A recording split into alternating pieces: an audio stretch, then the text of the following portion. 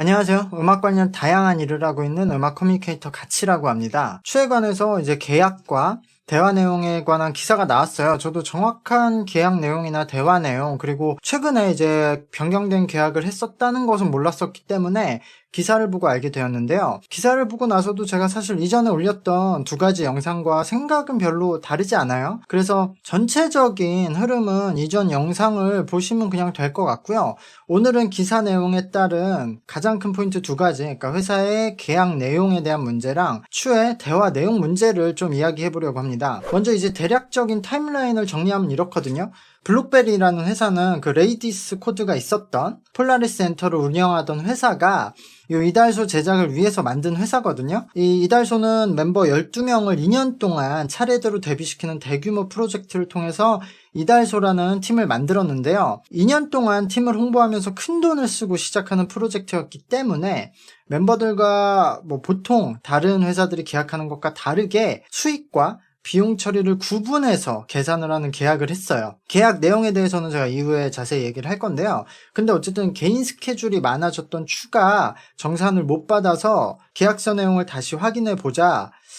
이게 문제가 있다고 생각해서 소송을 걸었고 결국 전속 계약을 정지할 수 있게 되었어요. 그래서 추는 그냥 회사를 나갈 수 있었는데 추도 그렇고 이 회사도 이 이달소라는 팀 활동에 문제가 있었죠. 그래서 추는 회사와 팀 활동만 계속 같이 하고 그 팀 활동에 대해서만 이 블록베리 안에서 지원을 받기로 추가 원하는 조건으로 합의를 한 거죠. 그래서 개인 활동 그냥 이 블록베리랑 상관없이 추가 하기로 하는 거고요. 그러니까 사실상 그냥 회사를 떠나서 이 팀 활동만 같이 하는 형태가 된 거예요. 근데 어쨌든 추하에서는 법적 소송을 다투면서 서로 마음이 상한 상태였고요. 결국 회사가 먼저 추의 퇴출을 공지하게 된 거예요. 여기서 이제 가장 큰 포인트는 계약 방법이에요. 지금 이 시기 2016년, 17년 때는 가수들의 표준 근로계약서가 공시되기 전이거든요. 그러니까 아마 보통 그냥 발생한 수익금에서 먼저 비용을 제하고 나머지 이제 순수익이죠. 여기서 비율대로 수익을 나눈 형태로 가는데요.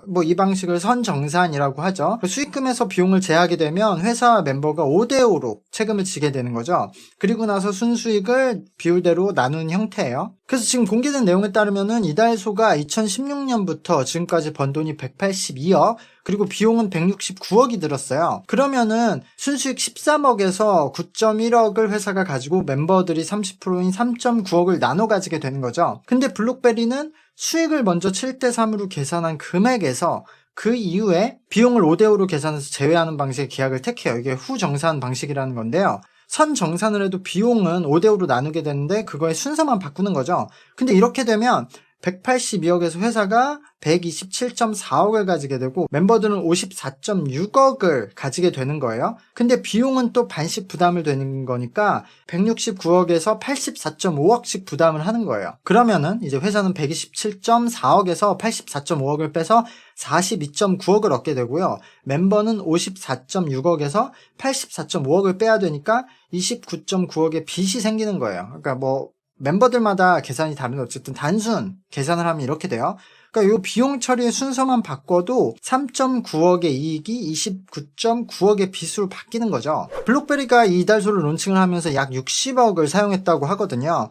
당연히 투자를 받고 빚도 많이 지면서 했을 거예요. 그러니까 이자도 많이 내면서. 근데 만약에 2016년도에 이 60억을 끌어와서 빌딩을 샀다고 하면 아무리 지금 올해 들어서 부동산 가격이 많이 내려갔다고 하더라도 그동안 그 큰 빌딩에서 임대료를 받고 지금 이제 건물 가격으로만 해도 시세 차익을 많이 남겼을 거거든요. 근데 이 큰 돈을 들여서 엔터 사업에 투자를 하고 이런 프로젝트를 하면서 본인들은 60억이라는 큰 돈의 리스크를 지니까 그냥 맨몸으로 참여를 하는 멤버들에게 더 큰 리스트를 나누려는 것은 전 이해를 해요. 그건 어느 정도 당연하다고 생각을 합니다. 근데 그렇다고 해도 이 계약 방식은 문제가 많은 거예요. 차라리 수익 분배를 예전에 불리는 노예계약처럼 회사가 9 그리고 멤버가 1로 했어도 어쨌든 순수익에서 나누는 거니까 멤버들이 현재 적어도 빚은 안 지게 되는 거거든요. 근데 이런 후정산 시스템을 했기 때문에 추를 제외한 멤버들은 대부분 아직도 마이너스인 상태인 거예요. 말했듯이 이렇게 큰 돈을 투자했고 이 프로젝트가 그냥 돈만 많이 쓰고 망할 수 있었잖아요. 그러니까 그럼 그 리스크는 오로지 이 투자자들이 지게 되는 거잖아요.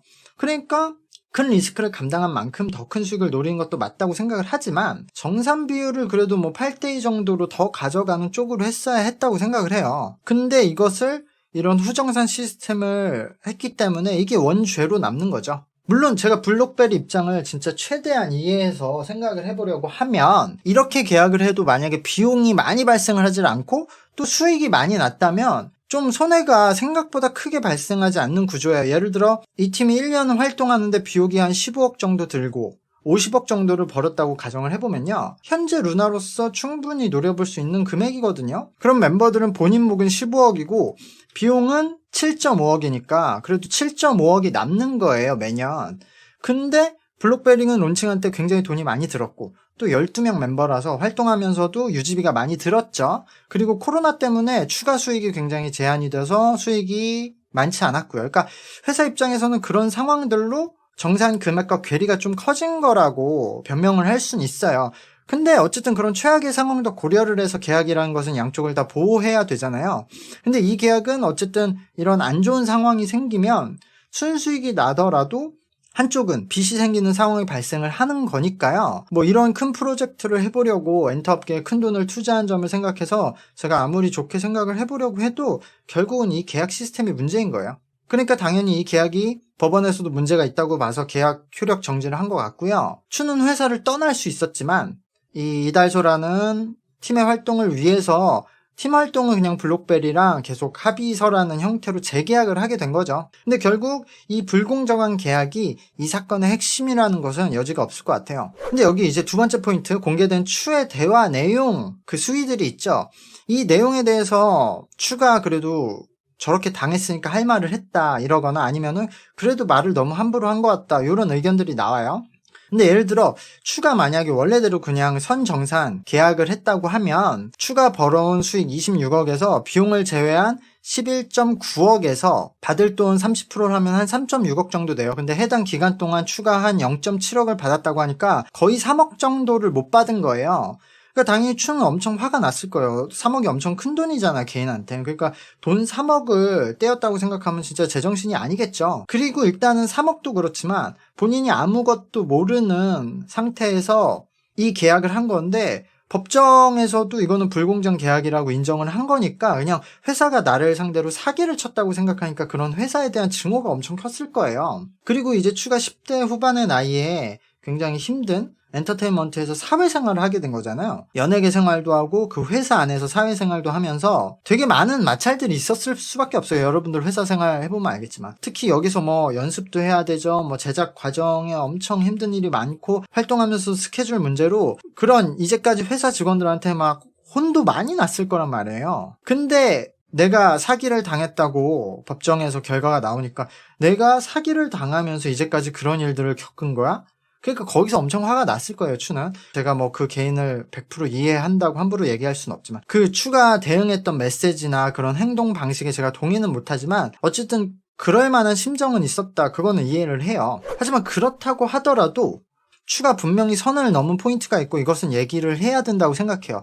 일단 먼저 추는 올해 4월에 회사와 그 전속계약 효력이 정지된 이후에 합의서라는 형식으로 1년 동안의 계약을 수정을 했어요. 그냥 전속계약 해지를 받고 블록베리를 떠날 수 있는데 추는 이 이달소 활동을 위해서 합의를 했다고 하는 거죠. 근데 합의된 내용을 보면은 4월의 합의서는 그래도 추가 굉장히 슈퍼 갑이 되는 계약서예요. 그러니까 추가 원하는 걸 다 들어준 내용으로 볼 수 있어요. 그러니까 추가 개인 활동 수익은 그냥 자기 맘대로 모두 가지고 이달소 팀 활동을 하면서도 70%의 수익은 본인이 가지고요. 팀 활동에 대해서도 한 달에 3번 정도 거부권이 있고 스케줄 문제가 발생돼서 본인 개인 활동에 침해가 발생하면은 5천만 원이나 배상을 받을 수 있어요. 5천만 원이라는 금액이 엄청 크죠. 이날 만약에 추가 광고가 계약이 있다고 해도 5천만 원이면 되게 큰 금액으로 상정을 해놓은 거거든요. 그러니까 이런 조건으로 추가 합의를 했다면 아마 이때 추가 불만을 다 얘기했을 거란 말이에요. 그 기존에 추가 그 4월 이전에 제기했던 문제들은 해결이 됐거나 아니면 해결이 안 됐어도 추가 그냥 이 합의서로 대신한다고 계약을 한 거겠죠. 만약에 지금 그 이후에도 계속 말하는 뭐 내역서를 못 받았고 정상 금액이 자기 믿을 수 없다고 하면 이때 그냥 합의를 안 할 수 있었어요. 이때 그냥 내역서 다 달라. 정상 금액 검증해보자. 자기가 원하는 방식으로 다 할 수 있었던 상태로 보이거든요. 어쨌든 추가 합의를 한 시점에서는 이게 뭐 해결이 됐거나 어쨌든 합의가 된 거겠죠. 블록베리가 뭐 이달소를 위해서 추에게 진짜 완전 사정하는 상황으로 보이고 그런 합의를 한 걸로 보이니까요. 그러니까 어쨌든 계속 이런 비용 처리에 대해서 못 믿겠고 뭐 자료를 못 받았다. 이것을 4월 이전에 얘기한 것들은 저는 이해를 해요. 근데 그 문제 제기를 합의한 이후 4월 이후에 막 저 6월에도 저렇게 메시지를 보내고 한 것은 이런 내역서나 비용 처리에 의심이 있기 때문에 했다는 행동으로는 저는 이해가 안 돼요. 그리고 만약에 그렇다고 해도 저 실장한테 저걸 하는 게 맞나? 이게 단순히 생각했을 때 그냥 추와 회사의 대립으로 보이지만 회사라는 것은 하나의 생물이 아니잖아요. 회사 안에 여러 사람이 있고 각자 책임도 다르고 생각도 달라요. 그 안에서 모두가 회사 직원은 다 회사 편이고 추만 상대하는 게 아니라 그 안에서 추 편도 있고 추를 딱하게 생각하는 사람도 있고 다 생각이 다르겠죠. 그리고 회사 직원들이 모두가 그 회사의 잘못을 직원들이 다 책임을 갖는 것도 아니잖아요. 그 직원들은 뭐 들어왔다 퇴사를 했다 사람들도 바뀌겠죠. 근데 추가 회사한테 저런 일을 당했으니까 회사의 모든 직원들은 모두 죄인 취급을 당해야 되고 추가 저런 행동을 하는 걸 당해도 싸다. 이건 아니겠죠. 물론 실장이라는 건 회사에서 관리자고 되게 높은 직급이에요. 임원급. 근데 어쨌든 그래도 실장이잖아요. 대표나 사장한테 따져야지. 일은 이후에 이렇게 같이 하기로 추가 원하는 대로 합의를 해놓고 그 이후에 그냥 일적인 문제가 생길 때마다 너희들은 나한테 원죄가 있어 하고 직원들한테 저렇게 하는 거는 그냥 합의를 하지 말고 떠났어야 된다고 생각해요. 저럴 거면. 이건 그냥 복수가 아닌가. 근데 복수를 실장한테 하는 게 맞는 것인가? 이 부분은 생각을 해봐야 돼요. 결국 추에게 저런 소리를 들은 것은 회사가 아니라 저 실장이라는 개인이잖아요. 여러분들이 회사에서 저 실장이나 부장을 하고 있다고 생각해보세요. 회사 직원이 회사랑 분쟁이 생겨서 뭐 3억이랑 큰 빚이 생겨서 완전 미쳐서 돌아있는 상태예요, 회사에. 근데 이 직원이 그렇다고 나한테 저런 얘기를 하는 건 다른 문제인 거예요. 내가 프로듀서예요? 근데 멤버가 나한테 막 저런 얘기를 해. 그럼 제가 그래 어쨌든 나는 이 회사에 프로듀서로 일을 하고 있고 저 멤버가 저 몇 억이나 돈을 떼었으니까 회사의 분노가 상당하니까 나한테 이런 얘기를 하는 것도 당연하고 내가 그냥 그래 참아야지. 이것도 한계가 있죠. 나는 막 화를 내고 뭐 어느 정도 따지는 건 찾을 수 있는데 저 말투는 못 참을 것 같은데 난? 추가 겪은 일은 안타깝지만 그렇다고 해서 추가 그런 일을 겪었으니까 회사의 직원들한테 저런 행동들을 해도 된다는 건 아닌 거예요. 분명히. 실제로 기사를 보면 추는 요 실장이라는 사람이 본인과 유일하게 소통이 되는 사람이기 때문에 화를 낸 게 아니라 하소연을 했다고 답변했거든요. 그럼 그런 사람한테 그렇게 하면 안 되죠. 대답을 하려고 반말로 쓰고 작작 조심하세요? 나한테 작작 조심하세요라고 했어. 이거 참을 수 있는 사람 있나? 지금 돈 저 정도로 떼었으면 저 정도 말하는 건 당연하다고 말하는 사람이 본인이 직원으로서 이 말을 들었을 때 참을 수 있나 또 반대로? 그러니까 아무리 사람이 화가 나도 그 화를 이 실장에게 푸는 게 맞나는 생각을 해봐야 된다는 거죠. 저는 이 실장이라는 분도 개인인데 이 개인의 입장에서는 평생 트라우마로 남을 일이라고 생각해요. 누가 나한테 20살 초반의 멤버가 회사한테 그런 문제가 있다고 나한테 대답 작작 조심하세요. 죽여버릴 테니까 뭐 이런 말 했으면 근데 이 실장님이 이걸 견뎌야 할 사람이 맞을까요? 심지어 이 추가 화를 낸 사건도 보니까 이 실장님이 뭘 잘못한 것도 아니고 대표가 추 어머니한테 메시지를 해서 시작됐는데 추가 이 실장한테 따지고 있잖아요. 대표한테 안 보내고. 그러니까 이 실장 개인 입장에선 굉장히 가혹하고 억울하고 갑질당한 거라고 볼 수 있죠. 이 개인한테. 그러니까 저는 블록베리라는 회사와 추의 그 계약 문제, 돈 문제는 그 회사와 추의 문제고 이 추가 실장한테 한 내용들은 추와 실장의 또 개인의 문제인 거예요. 그러니까 블록베리라는 회사가 추라는 멤버에게 피해를 입혔고 추는 또 이 실장이라는 사람한테 피해를 입힌 거예요. 이것과 이것은 따로 봐야 된다. 그러니까 마치 블록베리가 추에게 큰 피해를 입혔으니까 추가 이 사람한테 함부로 해도 돼. 이것도 아닌 거고요. 반대로 또 추가 이 실장한테 함부로 했으니까 추와 블록베리 간의 문제에서 추가 잘못한 것이다. 이것도 아닌 거죠. 블록베리와 추의 계약 문제는 블록베리 문제고 추와 이 실장님의 대화 문제는 추의 문제다.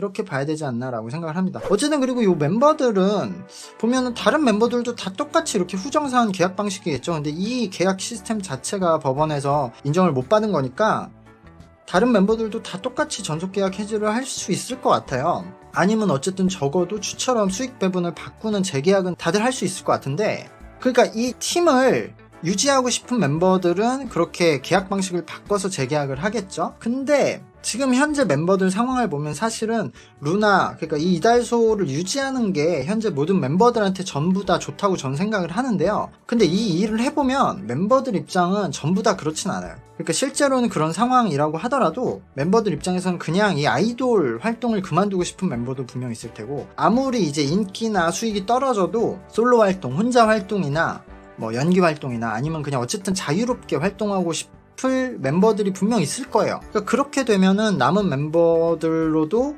전원으로는 팀을 유지하기 힘들 수도 있고, 그러면은 이 팀이 위태위태하지 않나라고 걱정은 되는데요. 제가 어떻게 생각하든 지금 뭐 모든 일들을 되돌릴 수 없으니까요. 문제 있는 계약은 해결이 돼야 되고, 그로 인해서 팀 유지가 어려우면 아무리 좋은 팀이고 안타깝더라도 팀이 없어질 수밖에 없는 상황이 되겠죠. 저는 상황을 보면서 또 전달할 얘기가 있으면 그때 또 이야기를 전해드리도록 하겠습니다. 감사합니다. 안녕.